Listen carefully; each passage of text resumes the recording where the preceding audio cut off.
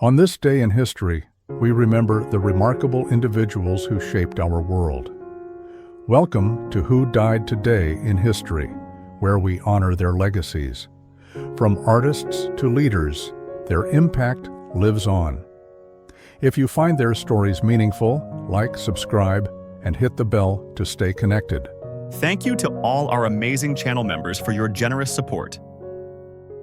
Elvis Presley's death on August 16, 1977, was both shocking and emblematic of the tensions between fame, excess, and the human fragility behind a cultural icon. Known as the King of Rock and Roll, Presley had revolutionized popular music and embodied post-war American optimism, yet his final years reflected the darker undercurrents of celebrity life. He was found unresponsive in the bathroom of his Graceland mansion in Memphis, the victim of heart failure exacerbated by prolonged prescription drug abuse. Though officially a natural death, its roots lay in addiction and the grueling pressures of stardom. In many ways, Elvis's passing mirrored the challenges of his era. The 1970s were marked by growing awareness of substance dependency, yet public figures often concealed their struggles under the weight of fame. Presley, adored by millions, struggled privately with declining health and isolation. His body bore the marks of exhaustion, and his reliance on medications symbolized the high personal costs of constant performance. Unlike the rebellious vitality of his early career, his death was quiet, hidden behind closed doors, a stark contrast that deepened the tragedy. The immediate consequences were profound. Fans across the world were stunned, flooding Graceland in a collective mourning that blurred the line between personal grief and public spectacle. His death halted a career that, even in its decline, continued to inspire loyalty and adoration. More importantly, it solidified his transformation from entertainer to legend. In life, Elvis had already reshaped music, style, and popular culture. In death, he became mythic, frozen in time as the symbol of youth, charisma, and raw talent. His legacy only grew stronger after his passing. Annual vigils at Graceland, countless impersonators, and ongoing debates about his influence on music and race relations all testify to how death amplified his legend. The shock of losing him at 42 created an enduring fascination with what might have been, and intensified the aura of his earlier triumphs. Like Abraham Lincoln's assassination or Cleopatra's fabled suicide, Presley's end reshaped how history remembers him, not as a fading star, but as an immortal cultural force. Elvis's death reveals much about humanity's relationship with mortality and memory. We grieve not only the individual, but the loss of possibility, and in turn, we immortalize figures like him through song, film, and collective ritual. His story demonstrates how power, whether political or cultural, outlives the body, becoming etched into art and memory. In this sense, Elvis Presley did not simply die. He was enshrined in the global imagination, a reminder that mortality often magnifies legacy rather than diminishes it. Aretha Franklin, the Queen of Soul, passed away on August 16, 2018 at the age of 76 from advanced pancreatic cancer. Her death was natural, yet it carried profound symbolic weight. Franklin had spent decades as the voice of resilience, empowerment, and faith. Her music intertwined with the civil rights movement, women's liberation, and the broader struggles for equality in 20th century America. Her passing reflected not only the frailty of the human body, but also the close of an era in which music was a weapon of both protest and hope. The immediate response to Franklin's death was one of overwhelming global mourning. Fans gathered outside her childhood home in Detroit, while tributes poured in from presidents, artists, and activists. Her funeral became a national event, part concert, part political rally, and part spiritual revival, featuring performances and speeches that underscored her role as more than an entertainer. She had been a cultural force who lent her voice to movements demanding justice. Her songs like Respect and You Make Me Feel Like a Natural Woman, transcending entertainment to become anthems of dignity and pride. Her passing amplified her legend rather than diminished it. Like Elvis Presley before her, Franklin's death transformed her from a living icon into a timeless figure whose influence would only expand. In death, she became a symbol of continuity, linking the struggles of the 1960s with present-day battles over equality and representation. The trajectory of soul and gospel-inspired music also shifted. Her absence reminded the world of the artistry and emotional depth increasingly rare in a fast-paced, digital-driven industry. Franklin's death illuminates humanity's ongoing relationship with mortality, power, and memory. We often immortalize such figures because their work articulates something larger than themselves. In Aretha's case, her songs gave voice to entire communities, particularly Black Americans and women, demanding recognition. Through posthumous tributes, museum exhibits, and biographical films, her memory is preserved not simply as a star, but as a cultural leader whose voice remains present in struggles for justice. Ultimately, Aretha Franklin's passing teaches us that while bodies succumb to illness, legacies endure when anchored in truth, courage, and artistry. Her death was a reminder of the inevitability of mortality, but also of music's power to transcend it, ensuring that the Queen of Soul will forever reign in collective memory. Peter Fonda, the actor, director, and countercultural icon, passed away on August 16, 2019, at the age of 79 due to respiratory failure caused by lung cancer. His death was natural, yet it underscored the fragility of a man who had long been associated with rebellion, freedom, and the open road. As the son of Hollywood legend Henry Fonda and brother of Jane Fonda, Peter carried both the privilege and pressure of legacy. But it was Easy Rider, the film he co-wrote, produced, and starred in, that defined him as the voice of a generation disillusioned with conformity and yearning for liberation. The immediate response to his death revealed just how deeply his work had shaped cultural identity. Tributes poured in from across the film world and beyond, not only celebrating his career, but also acknowledging Easy Rider as a cinematic manifesto of the 1960s counterculture. His passing reminded audiences of a time when film was not merely entertainment, but a vessel for challenging authority, questioning consumerism, and confronting America's shifting values amid the Vietnam War and civil unrest. Fonda's death amplified his legend by reinforcing his role as a symbol of resistance and idealism. Unlike some figures whose deaths abruptly shift historical trajectories, his passing instead solidified an existing narrative. Peter Fonda had embodied freedom, and in death, that spirit became immortalized.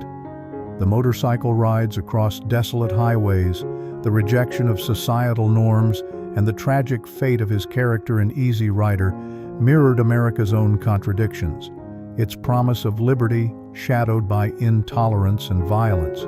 His legacy reflects humanity's deep desire to remember figures who challenge boundaries. In many ways, Fonda's death invited reflection on how art can both mirror and shape collective memory. While he did not lead a political movement, his work inspired conversations about what it meant to live authentically, outside the structures of authority. In commemoration, retrospectives of his films, public tributes, and continued cultural references in music, literature, and art ensure his place within the American mythos. Ultimately, Peter Fonda's passing reveals the paradox of mortality. While human life is finite, cultural impact is not. His death reminds us that individuals who embody freedom and creativity often live on in the stories, symbols, and art they leave behind, immortalized as much by ideals as by achievements. Bela Lugosi, the Hungarian-born actor who became synonymous with Count Dracula, died on August 16, 1956, at the age of 73 from a heart attack in Los Angeles. His death was natural, but its symbolism was uncanny. He was buried in his iconic Dracula cape, forever merging his identity with the role that had defined him. Lugosi's passing reflected both the triumphs and the tragedies of his era. An immigrant who rose to Hollywood stardom during the golden age of horror films, yet whose later years were marked by typecasting, declining health, and financial hardship. The immediate aftermath of his death shocked fans who had long associated him with the supernatural. Public fascination with his burial attire turned his funeral into a macabre spectacle, blurring the line between his on-screen persona and his real life. In many ways, his passing amplified the legend of Dracula itself. The decision to enter him in costume solidified his eternal connection to the vampire myth, ensuring that audiences would never separate Lugosi from Bram Stoker's infamous creation. His death, like his career, underscored the era's fixation with horror as both entertainment and cultural metaphor, reflecting interwar anxieties, fears of the unknown, and shifting moral landscapes. Lugosi's decline before his death also mirrored the challenges of Hollywood's studio system, where actors were often confined to roles that defined but also limited them. Despite his work in stage productions and other films, Lugosi was forever Dracula, a blessing and a curse. His later collaborations with low-budget director Ed Wood further cemented his image as both a fallen star and a cult icon, adding a tragic dimension to his life story. Yet in death, Lugosi's influence only grew. His portrayal of Dracula remains the definitive screen version, shaping the cultural image of the vampire for generations. Through countless adaptations, parodies, and artistic homages, Lugosi lives on as both a symbol of Gothic horror and a reminder of cinema's power to immortalize. His death reveals humanity's complicated relationship with memory and mortality. We preserve not only the achievements of such figures, but also the myths we construct around them.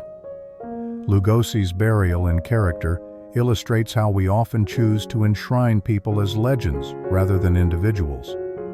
In this way, art and commemoration transform mortality into something eternal, where Bela Lugosi remains forever cloaked in shadow, haunting the imagination. Michael Parkinson, the legendary British broadcaster, passed away on August 16, 2023, at the age of 88 after a brief illness. His death was natural, the quiet conclusion to a life defined not by scandal or tragedy, but by his unique ability to give others a voice. In an era when television was rapidly shaping culture, Parkinson became a household name through Parkinson, his long-running talk show that spanned from the 1970s into the early 2000s. His passing symbolized the end of a broadcasting tradition that valued curiosity, civility, and the art of conversation. The immediate reaction to his death was one of widespread mourning, particularly in the UK, where he was affectionately known as Parky. Tributes poured in from actors, musicians, and politicians alike, reflecting the breadth of his influence. His passing reminded the public of a time when interviews were not spectacles of confrontation, but moments of genuine human connection. The void left by his absence underscored how media landscapes had shifted, moving away from long-form dialogue toward shorter, more sensational formats. Parkinson's death amplified his legend by prompting a re-evaluation of his legacy. He had interviewed over 2,000 guests, including Muhammad Ali, Orson Welles, and Madonna, capturing not only their personas, but also the cultural pulse of their times. His gentle persistence and warmth reflected the values of post-war Britain, a society rebuilding itself on ideals of resilience, civility, and curiosity about the wider world. In many ways, his career embodied an era where television functioned as a cultural hearth, bringing people together around shared stories. In reflecting on his death, we see the power of memory to immortalize figures not through myth or spectacle, but through the values they embodied. While some figures become legends through dramatic or violent ends, Parkinson's legacy endures because his life's work was to preserve the words and experiences of others. In this sense, his death invites us to reflect on the quiet power of communication as a form of immortality.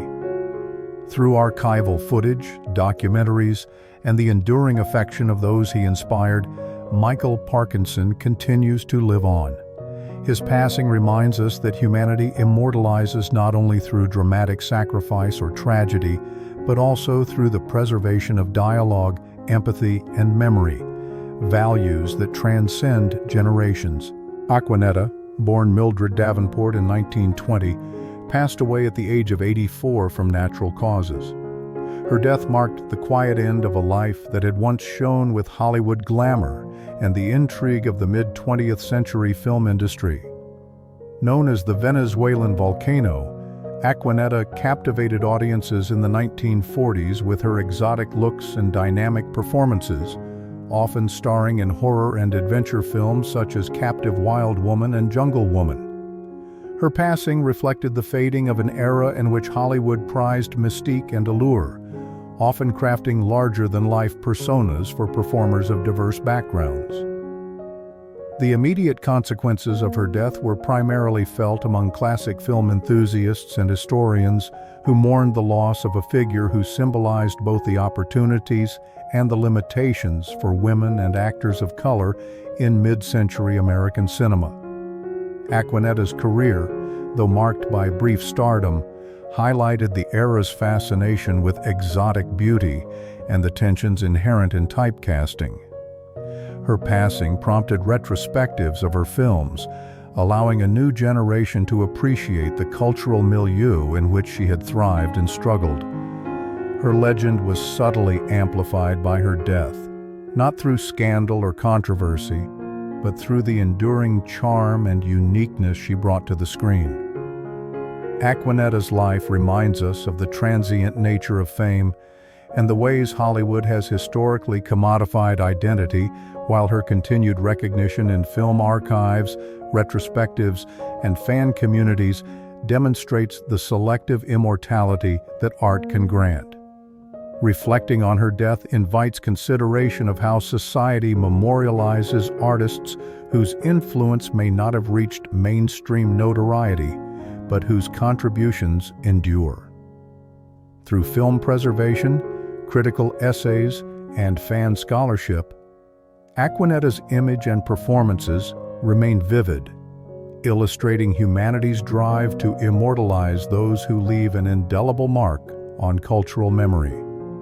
Her life and passing reveal the intersection of mortality, the power of persona, and the lasting resonance of creative work. In celebrating figures like Acquanetta, we acknowledge both the fragility of life and the enduring potency of art to preserve memory and legacy across generations. Anna Quayle, the distinguished British actress known for her versatility on stage and screen, passed away on August 16, 2019, at the age of 86 from natural causes.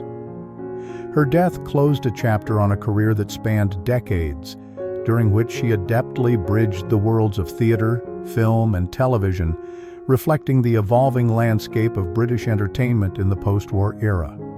Quayle's passing highlighted both the fragility of life and the enduring impact of artistic dedication in a period marked by social change, gendered challenges, and the expanding influence of mass media. Throughout her career, Quayle navigated the opportunities and constraints facing women in mid-20th century performance arts. She achieved acclaim for her comedic timing, earning a Tony Award for Best Featured Actress in a Musical for Stop the World, I Want to Get Off, while also appearing in popular films such as A Hard Day's Night and Casino Royale. Her passing prompted reflection on her ability to transcend the often typecast roles assigned to women of her generation, illustrating the subtle power of talent and resilience in shaping cultural memory. The immediate consequences of her death were felt within the British arts community, where colleagues and audiences mourned a performer whose contributions helped define an era of theater and film. Quayle's legacy was further amplified by her death, prompting renewed interest in her performances and the recognition of her as part of a cohort of actors who subtly but profoundly influenced British culture. Unlike figures whose deaths spark political upheaval or societal transformation, her passing reinforced the importance of the arts as both mirror and mold of human experience. Her life and death illuminate the broader human impulse to commemorate creative achievement. Through archival recordings, critical retrospectives, and theatrical preservation, Anna Quayle's performances continue to resonate, demonstrating how artistry offers a form of immortality. Her story reveals the interplay between mortality, cultural memory, and the enduring power of performance to evoke reflection, joy, and admiration across generations, ensuring that even in death, her influence persists. Veda Ann Borg, a prolific American actress of the mid-20th century, passed away at the age of 54 due to a heart attack. Her death marked the end of a career that spanned over 3 decades, encompassing more than 150 film and television appearances. Borg's passing reflected both the personal challenges faced by working actors in Hollywood's studio era and the broader cultural demands placed on women in entertainment, who often had to navigate typecasting and relentless work schedules while maintaining public personas that fit societal expectations. Borg came of age during Hollywood's golden age, a period defined by the studio system when actors often had little control over their roles or career trajectory. Frequently cast as supporting characters, especially in comedies, dramas, and westerns, she embodied the era's reliance on reliable, versatile performers who could sustain a film's narrative without necessarily commanding the marquee. Her death, while not accompanied by scandal or political upheaval, prompted reflection on the pressures faced by actresses of her time, as well as the transient nature of fame within a fast-moving industry. The immediate consequence of her passing was largely felt among industry colleagues and devoted audiences who appreciated her consistent contributions to film and television. While she may not have been a household name in the sense of leading stars, Borg's work helped shape the texture and reliability of mid-century American cinema. Her death, therefore, amplified her legacy as one of Hollywood's dependable character actors, highlighting the often overlooked impact of performers who bring depth and realism to supporting roles. Veda Ann Borg's life and death underscore humanity's desire to memorialize creative achievement, even in subtle ways. Through film archives, retrospectives, and historical documentation of Hollywood's golden age, her performances endure, allowing contemporary audiences to witness the craft that defined an era. Her story illustrates how mortality intersects with cultural memory. Even those whose lives ended quietly can achieve a form of immortality through the lasting resonance of their work, preserved in art and remembered in the collective consciousness of cinema enthusiasts.